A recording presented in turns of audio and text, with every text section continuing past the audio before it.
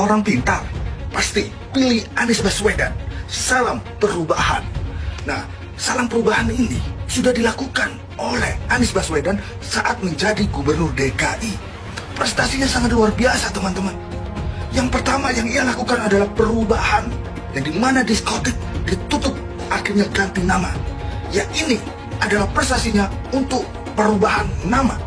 Lalu yang kedua, rumah sakit diganti nama menjadi rumah sehat. Nah, ini udah kelihatan prestasinya. Air meluap, biasanya kita sebut adalah banjir, dirubah lagi menjadi parkir air. Nah, kan nggak ada orang yang kayak gini, cowok. Caimin mengatakan bahwa akan meningkatkan mengenai UMKM dan segala macamnya. Pak Anies sendiri saja waktu jadi gubernur DKI Jakarta mempunyai program yang namanya OKOC. Dan saya rasa program tersebut gagal menciptakan 200 lapangan kerja, program lapangan kerja. Makanya Pak Anies sendiri mempunyai program gagal.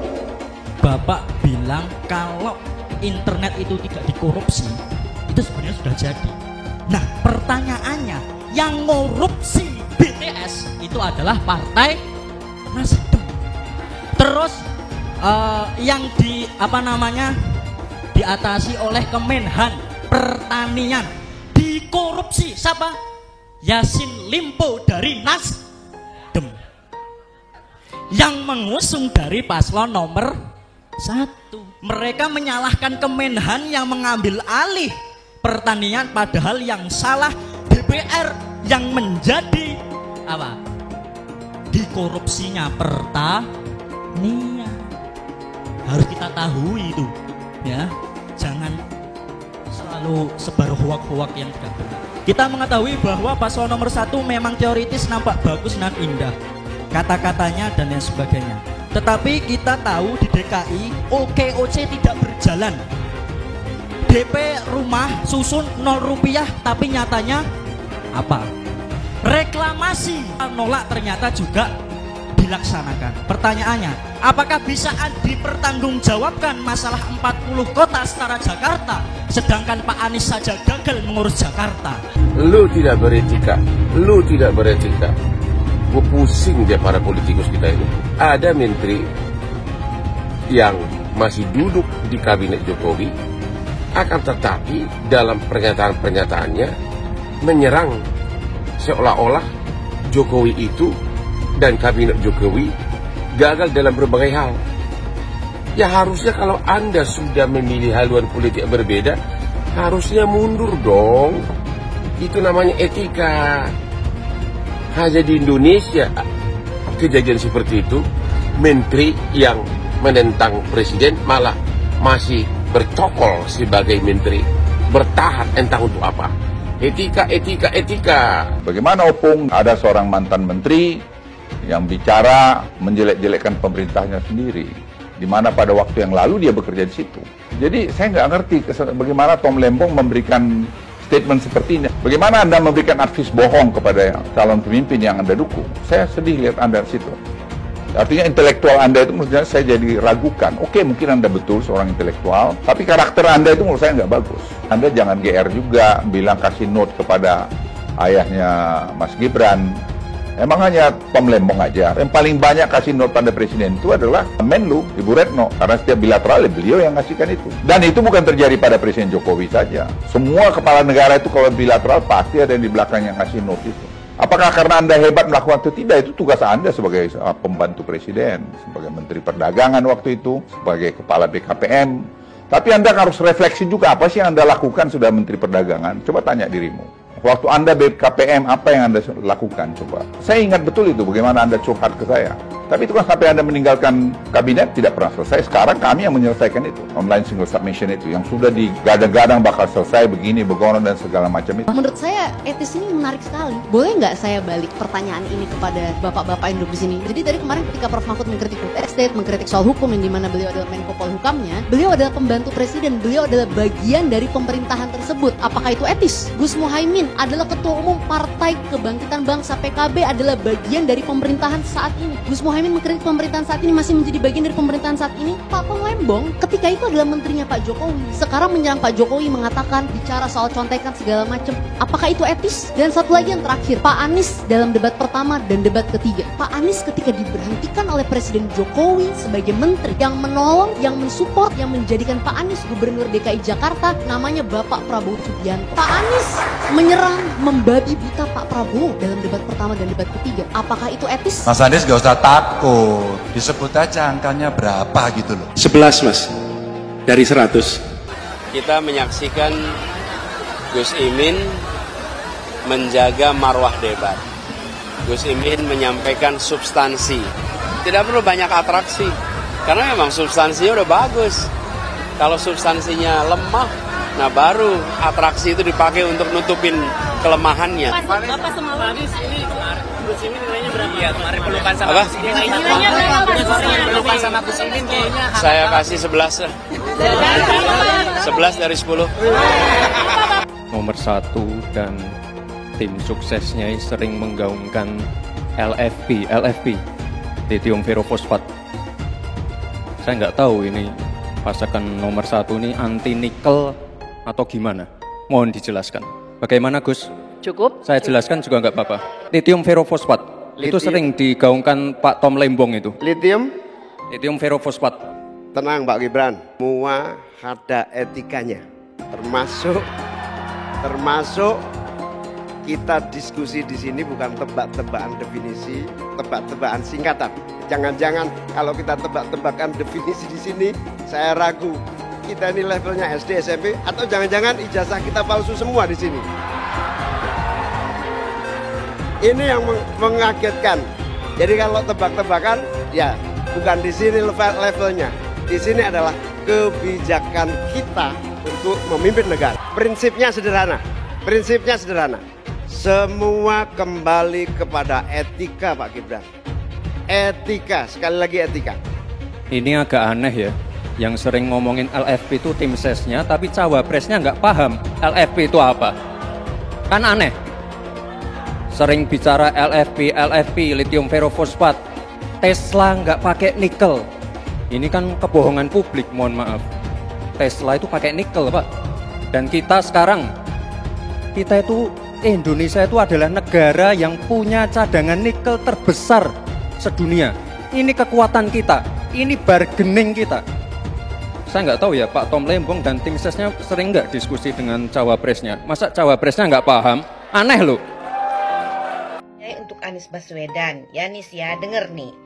Sebaiknya kau itu jangan terlalu banyak ngomong, jangan terlalu banyak menyindir-nyindir orang, jangan selalu melihat kesalahan-kesalahan orang, seolah kau yang udah paling benar. Semakin kau banyak ngomong, omongan kau itu blunder. Kau sendiri gak ngerti apa yang kau omongin. Sekarang A, besok berubah B. Sebaiknya kau tunjukkan kinerja kau aja, prestasi kau aja apa. Walaupun kau udah jadi gubernur gagal di DKI 5 tahun, nah jangan kau bikin juga gagal Indonesia ini. Ya, manusia yang terlalu banyak ngomong seperti kau itu adalah ciri-ciri manusia munafik. Manusia munafik sangat dibenci oleh Allah Subhanahu wa taala. Apabila berjanji dia ingkar dan berkata dia dusta.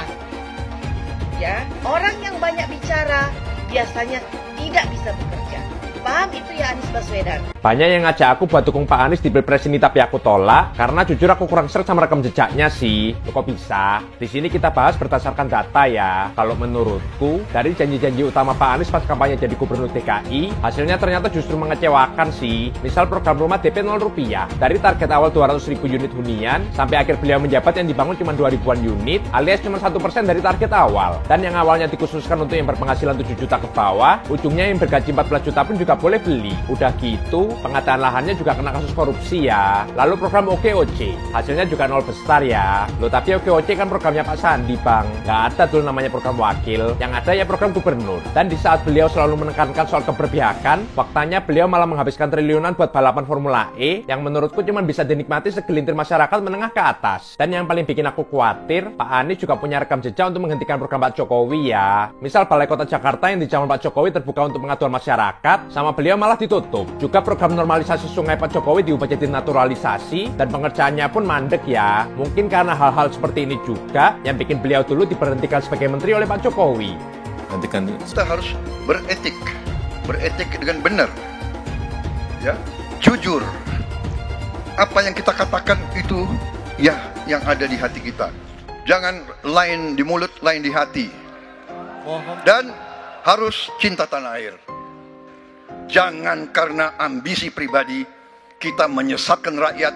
Tapi dalam kenyataannya Pak, ketika Bapak memimpin di Kementerian Pertahanan, banyak orang dalam pengadaan alutsista, PT Teknologi Militer Indonesia, Indonesia Defense Security, lalu orang dalam pengelolaan food estate.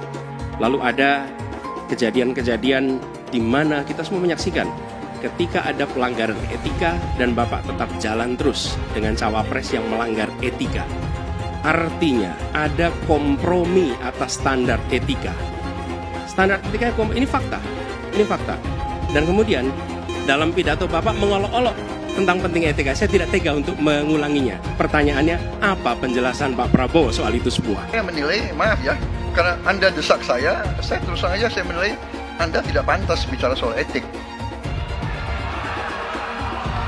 Itu saja. Saya merasa bahwa Anda itu posturing ya, Anda tuh menyesatkan. Itu aja ya. Saya boleh berpendapat kan? Saya menilai Anda tidak berhak bicara soal etik karena Anda memberi contoh yang tidak baik soal etik. Terima kasih. Fenomena ordal ini menyebalkan. Di seluruh Indonesia kita menghadapi fenomena ordal. Ada ordal di mana-mana yang membuat meritokratik nggak berjalan, yang membuat etika luntur. Dan ketika fenomena ordal itu bukan hanya di masyarakat, tapi di proses yang paling puncak terjadi ordal, maka rakyat kebanyakan, dan ini saya rasakan beberapa waktu yang lalu, beberapa orang guru berjumpa dengan saya dan mereka mengatakan, Pak, di tempat kami pengangkatan guru-guru itu mendasarkan ordal. Kalau tidak ada ordal, tidak bisa jadi guru, nggak bisa diangkat. Lalu apa jawabannya? Atasan saya bilang, wong yang di Jakarta aja pakai ordal, kenapa kita di bawah tidak boleh pakai ordal? Kalau berbicara ordal, lupa waktu jadi gubernur. TGUPP, lupa dia.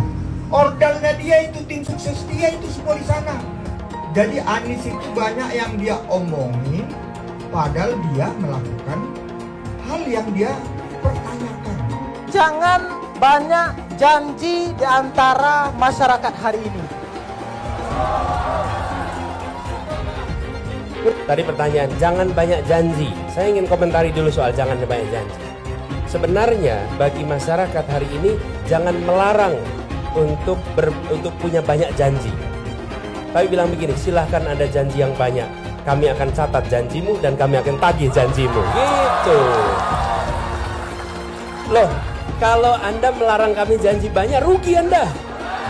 Rugi. Bener gak? Harusnya bilang, Pak Anies, janjimu kurang banyak Pak Anies. Janjinya ditambah, nanti kami tagih janjimu. Begitu. Jangan slogannya dibalik. Jangan banyak janji. Loh, kok jangan banyak janji? Buat saya baik-baik aja itu. Tiap 5 tahun kan mau maju pemilihan. Ya. Nah ini musim politisi, tokoh-tokoh politik, musim apa? Obrol janji. Obrol janji. Emang lidah tak bergula. Iya ya. Hati-hati, tokoh politik yang obrol janji, ngomong doang.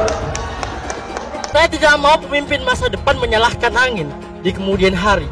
Anda kalau nyindir lain kali jangan pakai angin, Mas. Mau bilang lagi, jangan salahkan angin. Saya kan sampaikan soal angin ya kemarin. Angin tak ada KTP-nya. Angin itu bergerak dari sana sini. Ketika polutan yang muncul dari pembangkit listrik tenaga uap mengalir ke Jakarta, maka Jakarta punya indikator, karena itu Jakarta mengatakan ada polusi udara. Ketika anginnya bergerak ke arah Lampung, ke arah Sumatera, ke arah Laut Jawa, di sana tidak ada alat monitor. Ada orang yang bilang jangan cerita soal angin, maka dia tidak menghormati ilmu pengetahuan. Mas Anies, Mas Anies. Mas Anies, Mas Anies, masa sih angin kok sampai nggak punya KTP lo ya? Angin keluar, angin masuk, angin keluar, masuk angin, angin dodo ya, angin puting beliung, wes angin-anginan itu kok semua bisanya nggak punya KTP itu lo ya? Angin dari Jakarta ke Lampung ke Sumatera ke Jawa itu ya, kok bisanya liar begitu? Sama seperti air hujan ya, air hujan itu yang banjir itu bukan banjir ya, itu air parkir ya, air yang parkir Mas Anies, Mas Anies. Mau punya pemimpin yang seperti itu ya, mau punya pemimpin yang seperti itu, dikiranya rakyat ini bodoh semua kali ya. Air hujan jatuh ke bumi, nggak boleh masuk gorong-gorong. Yang banjir itu bukan banjir, itu parkir. Mas Anies, Mas Anies. Mas Anies pernah jadi gubernur 5 tahun di DKI. DKI menerima indeks polusi tertinggi di dunia. Bagaimana dengan anggaran 80T, Pak Anies sebagai gubernur tidak dapat berbuat sesuatu yang berarti untuk mengurangi polusi. Terima kasih. Polusi udara tak punya KTP. Angin tak ada KTP-nya. Angin itu bergerak dari sana sini. Ketika polutan yang muncul dari pembangkit listrik tenaga uap mengalir ke Jakarta, maka Jakarta punya indikator, karena itu Jakarta mengatakan ada polusi udara. Ya susah kalau kita menyalahkan angin dari mana saja ya. Kalau kita dengan gampang menyalahkan angin, hujan dan sebagainya, ya mungkin tidak perlu ada pemerintahan kalau begitu, ya. Mas Anies, Mas Anies. Saya berpendapat Mas Anies ini agak berlebihan. Mas Anies mengeluh tentang demokrasi ini dan itu dan ini. Mas Anies dipilih jadi gubernur DKI menghadapi pemerintah yang berkuasa. Saya yang mengusung Bapak.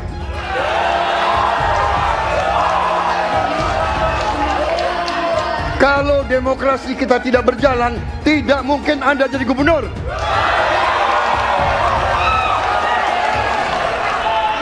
Kalau Jokowi diktator, Anda tidak mungkin jadi gubernur. Saya waktu itu oposisi, Mas Anies. Anda ke rumah saya, kita oposisi, Anda terpilih. Apa yang bisa diharapkan dari Anies? Nggak ada. Jakarta amburadul, mimpin Jakarta aja amburadul, apalagi mimpin Indonesia. Anies itu perbual. Kayak mana apa karena perbual itu? Pembohong. Pembohong itu Anies itu. Gak usah dengar itu. Nggak layak jadi pemimpin. Apalagi jadi presiden. Di Jakarta aja kamu tengok itu amburadul. Di Jakarta tingkat kemiskinan tinggi. Pembangunan apa yang bisa dibangun Jakarta? Satu puskesmas pun bangunnya nggak ada. Masjid aja nggak dibangun. Mau ibadah. Di mana-mana kelebihan bayar. Apa yang bisa dibangun Anies? Satu aja nggak ada. Satu saja tunjukkan apa yang bikin Anies dibangun di Jakarta. Ganjar belum kampanye saja tetap di atas, apalagi sudah kampanye. Anies yang sudah keliling Indonesia, yang naik jet pribadi, keliling, jangankan naik, makin nyungsep ke bawah. Nah, masyarakat sudah tahu siapa Anies. Anies, siapa belakangnya? Oligarki, satu. HTI, FPI. Masyarakat Indonesia bukan cari orang Yaman. Indonesia mencari nyaman. Anies ini keliling-keliling Indonesia mau ngapain sih? Bingung saya ngelihat. menawarkan perubahan tapi tanpa konsep dan gagasan. Apa yang mau dirubah dan perubahannya seperti apa? Apakah akan merubah negara Pancasila menjadi negara khilafah juga nggak jelas. Jadi perubahan apa yang mau ketawarkan nih? Jadi jangan berharap dapat lotre lah nih tiba-tiba jadi presiden Indonesia. Nggak, Indonesia ini terlalu luas, terlalu besar. Jangan bermimpi lah. Bicara kesana kesini keliling Indonesia seolah-olah paham dan mengerti masalah negara. Lawang jadi gubernur aja 5 tahun kamu nggak ngerti masalah Jakarta. Apa yang kamu lakukan dengan Jakarta? Nggak ada nih, nggak ada. Masalah Jakarta segitu banyak tak satu pun yang selesai. Yang ada malah kerusakan bertambah. Anies hendak jadi presiden, hendak mengadakan perubahan. Perubahan apa nak kau buat? Nak kau balik Indonesia ni telontang jadi telangkup. Yang sudah maju dipandang mata dunia, hendak kau manakan lagi? Apa yang makanya kalau nak baca itu pidato tuh, hendak merubah Indonesia, sebutkan apa yang hendak dirubah. Jangan kata rubah ada, tapi yang hendak dirubah tak ada. Serupa dengan rekam jejak. Lihat rekam jejak. Apa rekam jejak kau di Jakarta? Apa yang kau jaga di Jakarta? Bukan yang ada kalau jaga di Jakarta, kau bilang rekam jejak, seakan pidato dulu, rekam jejak saja. Gaya orang nangkuk kau bodoh-bodoh saja, orang nak pidato kau bodoh-bodohan. Kau anggap orang Indonesia ini bodoh semua, yang pintar orang Yaman. Yaman. Nantau kau Yaman kalian nantau. Bila ingin melihat apa yang akan dilakukan seseorang ke depan, maka lihatlah rekam jejaknya. Karena rekam jejaknya adalah prediktor terbaik untuk masa depan. Pemilihan Gubernur DKI Jakarta yang kemudian memenangkan Saudara Anies Rashid Baswedan sebagai gubernur saat itu juga tidak lepas dari peran dan kedudukan dari HTI maupun FPI yang saat itu dianggap punya peran sentral dalam memenangkan Anies Baswedan. Hak konstitusional itu dirampas oleh rejim Jokowi. Kemudian ketika bergulir kekuasaan baru, ada presiden baru, dari Hizbut Tahrir Indonesia dan Forum Pembela Islam menuntut kembali haknya, hak konstitusionalnya. Dan kalau Partai Nasdem mau konsisten ya dengan dua narasi ya, narasi perubahan dan narasi restorasi, dia harus merestorasi hak konstitusional HTI dan FPI yang pernah dirampas. Dan kemudian ketika mereka berkuasa, presiden yang didukung Nasdem itu berkuasa, dikembalikan, direstorasi gitu loh. Lah ini wajar. Jadi SKBHP HTI dikembalikan, ya SKTP dikembalikan, kemudian kita hidup damai, HTI ya dikasih porsinya. Apa porsi HTI? Pengen ada kadernya jadi menteri. Apa sih salahnya kita umat Islam mengatur negeri ini dengan syariah kita? Belum lama ini ada kabar yang seram terkait ormas terlarang yang selama ini dikabarkan dekat dengan Anies Baswedan. Akan ada tuntutan besar-besaran kepada Anies untuk memulihkan kedua organisasi tersebut yang sekarang sudah dicap terlarang. Maksudnya, jika Anies jadi presiden, dia kan akan punya kewenangan untuk kembali memberikan izin pada ormas terlarang itu. Karena mereka ini sudah berjuang habis-habisan untuk mendukung Anies. Gimana kalau Anies menolak tuntutan itu? Tentu akan ada demo besar-besaran. Mungkin bahkan akan ada gelombang demo berjilid-jilid karena mereka telah dikecewakan oleh Anies, padahal sudah didukung dari awal. Ini mengingatkan kita pada fakta bahwa dua ormas ini dulu juga getol mendukung Anies pada Pilgub Jakarta 2017 yang lalu. Mereka memobilisasi massa dengan menggunakan politik sara, sehingga akhirnya Ahok kalah karena gempuran kekuatan politik identitas itu. Saya mensyukuri kenapa kalah, kenapa ditahan. Saya bersyukur atas itu semua. Saya coba bayangkan ya, kalau seandainya waktu itu kita menang gitu ya, hari ini belum tentu kita bisa nikmati seperti ini. Kita bersyukur 5 tahun Tuhan izinkan kasih ke orang yang pintar ngomong untuk kerja. Coba kalau kita bayangkan gitu ya, kalau kemarin saya masih jadi gubernur, ini saya udah turun ini. Tapi yang pintar ngomong itu dikira orang hebat kan? Ini lebih berbahaya tahun 2024, langsung ketahuan karakternya. Langsung ketahuan itu. Di saya juga ada kutipan Pak di kamar saya Pak. Tulisannya, Jakarta telah mengambil keputusan yang fatal. Jangan sampai bapak politik identitas justru menang dengan cara menipu umat Kristen. Jadi kalau sekarang umat Kristen mendukung Anies, mereka akan membayar mahal kerelaannya untuk menukar iman hanya untuk kepentingan sesaat.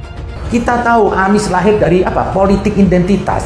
yang dia dulu melabeli kafir semuanya kepada yang non-muslim. Saya mintalah kepada muslim yang waras dan kepada kelompok minoritas, janganlah Anda memilih pemimpin yang berkarakter seperti Anies. Elektabilitasnya Anies merosot ya seiring mulai terkuaknya kontroversi dari kepemimpinan Anies di Jakarta. Gen Z juga tahu kalau Anies adalah sosok yang didukung kelompok intoleran yang membuat Pilgub DKI 2017 menjadi sangat kotor. Politik identitas yang mengarah ke perpecahan seperti yang dikeluarkan pendukungnya Anies, yaitu Kadrun bin Kampret. Kafir lah, laknat lah, PKI lah, ya cuman itu doang kemampuannya. Itulah pendukung Anies. Jangan pernah takut melawan Kadrun yang cuma pengen Indonesia hancur. Presiden kita ini memecah belah umat. Kalau punya jejak pernah memecah belah umat, jangan dipilih. Kita lihat apakah pemimpin kita, calon pemimpin kita ini ya pernah menggunakan agama sebagai alat untuk memenangkan kepentingannya atau tidak. Kalau agama diperalat untuk merebut kekuasaan, jangan dipilih. Sekali lagi, kalau ada calon pemimpin yang punya rekam jejak memperalat agama untuk kepentingan politiknya, jangan dipilih. Maka kalian pendukung saya, haram hukumnya membawa isu sara. Haram hukum.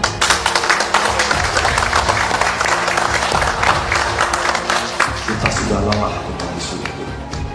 Kita menjadi bangsa yang terbelah. Dan untuk mengembalikan susah. Bapak Politik Identitas Indonesia Anies Baswedan, Bapak Intoleransi Indonesia Anies Baswedan, jangan lupakan, jangan terlena, jangan sampai dia pecahkan kita dengan dagangan ayat dan mayatnya. Air itu turun dari langit, turunnya ke atap rumah langsung sumur bor, bukan ke sungai dan ke laut. Saya ingatkan, jangan ada lagi politik identitas. Jangan ada lagi politisasi agama. Penjajahan di depan mata itu di Jakarta. Kita semua pribumi ditindas, kini saatnya kita menjadi tuan rumah di negeri sendiri. Saya bilang, Miss, ente nggak bisa jadi presiden. Kenapa? Karena presiden adalah orang Indonesia asli, saya bilang. DKI yang kita harapkan, Anies Baswedan yang begitu jelas Islamnya. 4 tahun 8 bulan jadi gubernur. Mana peraturan pergub saja yang melarang miras? Mana perda Islam apalagi? Yang akhirnya tidak berani juga menegakkan hukum. Banjir tetap banjir, macet tetap macet, kriminalitas Jakarta. Anda tahu, 2 menit sekali terjadi pencurian. Sekarang orang sedang euforia, dia mau dicapreskan. Bagaimana umat terjebak lagi, bodoh lagi, masuk lagi. Kalau misalnya memang Anies itu mau maju dan dia tekad mau menegakkan hukum Islam dan menyatakan perlawanan, saya peduli.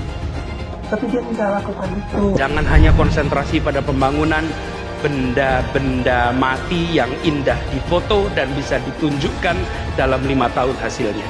Kalau kita mau menilai sebuah janji, maka lihat janjinya, lalu lihat kenyataannya.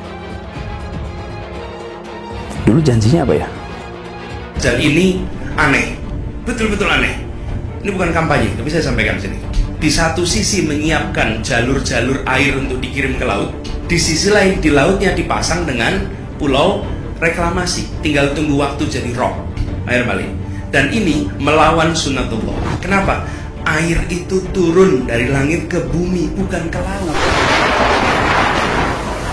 Harusnya dimasukkan ke dalam bumi, masukkan tanah.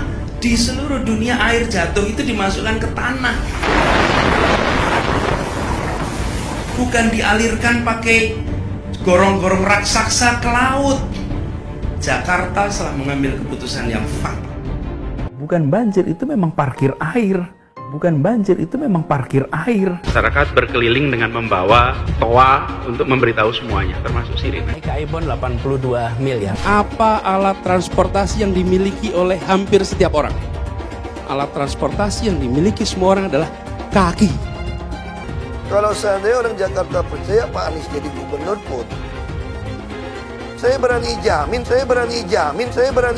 kok dia akan lakukan normalisasi yang sama seperti saya lakukan kok. Gak usah bohong lah. Ketika air sampai di muara, maka siap untuk dipompa ke laut. Pancasila Soekarno, ketuhanan ada di pantai. Anak Tuhan dari mana? Kalau Yesus anak Tuhan. bidangnya siapa? Besok di seluruh wilayah Indonesia kami katakan damai. Iblis hanya menggoda orang yang beriman. Makanya jarang-jarang orang kafir kerasukan setan. Yang kerasukan setan itu orang baik-baik. Jarang, saya belum pernah nengok Cina kerasukan setan. Pernah tak Ahok itu kerasukan setan? Enggak, setannya juga pernah. Karena sesama setan dilarang saling menggoda. Karena di salib itu ada jin kafir. Karena di salib itu ada jin kafir. Karena di salib itu ada jin kafir. Haleluya. Kepalanya ke kiri apa ke kanan? Kepalanya ke kiri apa ke kanan? Kita percaya salib itu lambang mulia, bukan jin. Kok ketawa? Aku nggak nyindir siapa-siapa loh. Saya nggak pernah mundur untuk kebenaran, keadilan, kejujuran. Dan peri kemanusiaan, gue nggak pernah mundur. Dan gue nggak pernah takut juga sama lu. Siapapun yang rasis, gue akan hadapin. Karena rasis itu tidak berperi kemanusiaan. Sama saya ditanya dulu kan, kamu nyesel nggak statement kamu di Pulau Seribu sehingga masih masuk penjara? Tidak pernah nyesel. Karena saya mengatakan kebenaran. Hai semua, dengan saya Jonas Leong. Terima kasih banyak buat kalian, penonton setia yang selalu menonton di channel ini. Saya secara personal sangat menghargai waktu kalian. Dan saya sudah menganggap kalian sebagai family karena kalian selalu support di channel ini.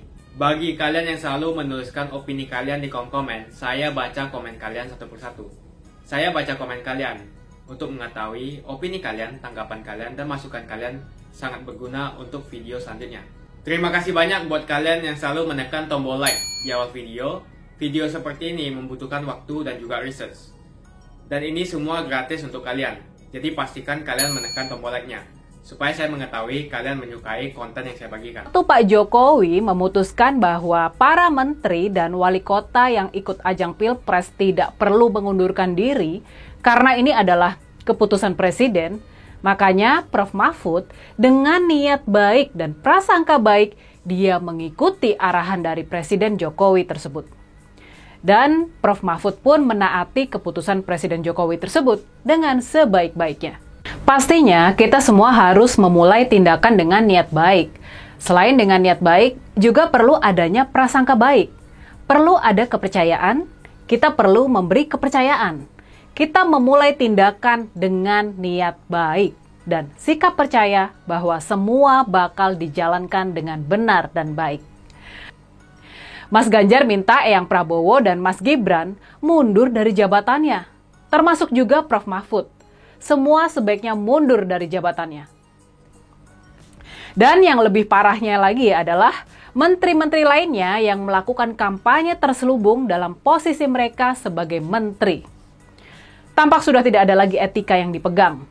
Nah, makanya nih, melihat semua perilaku nir etika tersebut, melihat semua itu, Mas Ganjar pun menyarankan semua menteri dan wali kota yang ikut ajang Pilpres supaya mengundurkan diri daripada melakukan penyalahgunaan kekuasaan. Tapinya kita melihat sendiri bagaimana kubu sebelah menjalankan keputusan presiden tadi. Bukan cuma sekali, tapi sudah berkali-kali kita mendapati menteri yang jadi kontestan Pilpres tersebut mencampur aduk perannya sebagai capres dan kedudukannya sebagai menteri. Dari soal ajudannya yang seorang TNI aktif ikut menjadi tim sukses, pakai baju tim sukses, hingga akun resmi Kementerian Pertahanan yang memajang hashtag kampanye 02. Sudah banyak pencampur adukan yang dilakukan. Dia disiplin memisahkan perannya sebagai menteri dan cawapres. Semua fasilitas menteri tidak ada yang digunakan saat Prof. Mahfud kampanye. Tugas-tugas sebagai menteri pun tetap dijalankan dengan sebaik-baiknya demi kepentingan rakyat. Prof. Mahfud berupaya memberi tauladan bagaimana peran menteri dan kontestan Pilpres bisa dipisahkan dengan tegas. Dan Prof. Mahfud sudah dengan konsisten memberikan teladan tersebut. Buat mereka yang mempertanyakan mengapa Prof. Mahfud baru akan mundur dari jabatan menterinya sekarang ini, buat mereka yang gagal paham, ya mereka harus melihat lagi kejadian-kejadian sebelumnya yang sudah dibahas di bagian pertama tadi. Pada mulanya semua ini berawal dari keputusan Pak Jokowi bahwa para menteri dan wali kota tidak perlu mundur. Mereka nggak perlu mundur dari jabatannya, walaupun maju di ajang Pilpres 2024. Semua tampak mandul menghadapi pelanggaran-pelanggaran yang kasat mata yang terjadi di depan mata. Makanya wajar kalau kemudian Prof. Mahfud dan Mas Ganjar bersepakat agar Prof. Mahfud mundur dari jabatannya sebagai Menko Polhukam. Ini sebagai peringatan dan protes terhadap pelanggaran-pelanggaran yang sudah terjadi, yang bahkan Presiden Jokowi sekalipun nggak sanggup buat menertibkannya. Keputusan Pak Jokowi ini sejak awal memang patut dipertanyakan. Tapi keputusan tersebut sudah dibuat dan kita harus mengikutinya dengan niat baik dan prasangka baik. Tapi pada prakteknya kemudian, seiring semakin kerasnya pertarungan Pilpres kali ini, pelanggaran-pelanggaran pun dilakukan di sana-sini tanpa ada intervensi dan hukuman dari Bawaslu dan KPU. Dan karuan saja Pak Jokowi pun langsung menanggapi pernyataan mundurnya Prof. Mahfud. Disitulah Pak Jokowi, entah karena selip lidah atau memang sedang testing the water aja, disitulah Pak Jokowi muncul dengan pernyataan kalau jangankan menteri, seorang presiden pun boleh berpihak dan ikut kampanye. Jadi soal Prof. Mahfud yang akan mundur dan Pak Jokowi yang malah bakal makin cawe-cawe, malah bakal ikutan kampanye, persoalannya mendasarnya adalah soal etika. Ini adalah persoalan etika. Ini persoalan siapa yang memegang etika dan siapa yang nir etika. Dan kalau dilihat lebih jauh lagi, dilihat sejak adanya keputusan Mahkamah Konstitusi yang meloloskan Gibran, sejak saat itu pun persoalan mendasarnya adalah etika. Dari pernyataan Presiden ini, masalahnya jadi meluas ke posisi Presiden yang memang kasat mata tidak netral. Sudah memberikan dukungan yang luar biasa buat anaknya yang jadi cawapres. Dari sini kita bisa menduga kalau Pak Jokowi memang berminat buat turun langsung berkampanye buat Eyang Prabowo dan Gibran, yang memang sudah tampak amat sempoyongan dalam kampanye ini, terutama di saat debat. Persoalan mendasar para pemimpin dan politisi kita adalah soal etika. Kalau Anies maju sebagai calon presiden, pasti dia akan menggunakan politik identitas. Ini adalah jawaban yang dilandasi dengan akal sehat dan melacak jejak politik di masa lalu. Ganjar misalnya, nasionalis tulen, PDIP tulen. Dia tidak akan mungkin memanfaatkan alasan agama, suku, ras untuk mengangkat dirinya atau menjatuhkan lawannya. Ini bukan saja karena elektabilitas yang sudah tinggi, tapi juga karena dia tidak mungkin mendorong masyarakat memilih dengan alasan identitas. Ganjar sebenarnya dikenal sebagai muslim yang taat, tapi dia tidak akan mengangkat isu itu untuk memenangkan kursi kepresidenan. Prabowo apalagi, keluarganya pun multi agama. Dengan kata lain, mengingat Jokowi yang sudah tidak maju lagi, kali ini hampir pasti Pak Prabowo tidak akan menggunakan politik identitas agama. Jadi, kemungkinan satu-satunya yang menggunakan politik identitas adalah hanya Anies Baswedan. Pertanyaan itu lantas saja menimbulkan amarah di kubu Anies, salah satunya dari kelompok khilafah. Orang kepercayaan Anies menyatakan politik identitas adalah framing yang selalu dibangun untuk menyudutkan, padahal selama kepemimpinan Anies Baswedan sebagai gubernur tidak sekalipun Anies membeda-bedakan warga berdasarkan agama dan ras. Buat saya, apakah benar menyebut politik identitas itu adalah sekedar framing untuk menyudutkan Anies? Saya akan membantah pernyataan itu. Kubu Anies terus berusaha mengaburkan makna politik identitas. Mereka berulang kali bilang bahwa identitas adalah hal yang alamiah dalam kehidupan manusia. Jadi apa salahnya dengan menonjolkan identitas keislaman seorang calon presiden? Tapi saya yakin Anies tahu yang dimaksud dengan politik identitas adalah politik yang menggunakan agama sebagai alasan mengapa seorang kandidat harus dipilih atau mengapa seorang kandidat jangan dipilih. Politik identitas ini sangat berbahaya. Politik identitas membuat masyarakat menjadi tidak rasional dalam berpolitik. Yang menjadi faktor utama dalam politik identitas adalah agama. Seorang kandidat akan dipilih karena agamanya, terlepas dari apakah dia melakukan korupsi atau melakukan pelanggaran HAM. Ketika politik identitas digunakan, maka ini akan berpotensi konflik, karena usai pemilihan konflik itu akan terus berlangsung dalam waktu yang lama.